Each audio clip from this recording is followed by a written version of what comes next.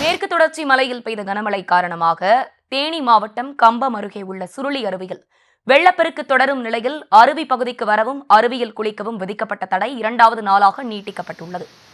கூடுதல் விவரங்களோடு இணைக்கிறார் எமது செய்தியாளர் சத்யராஜ். சத்யராஜ், வணக்கம். விரிவான விவரங்கள்.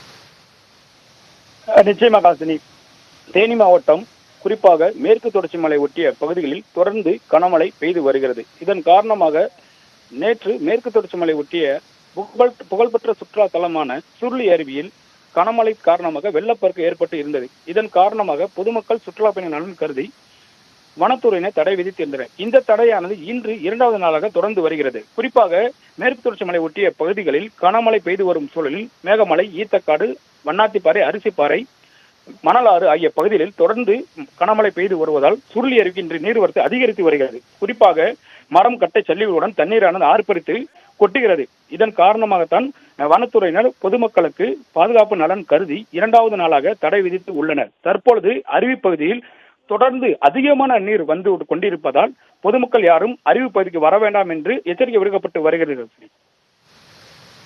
விவரங்களை வழங்கியமைக்கு நன்றி சத்யராஜ்.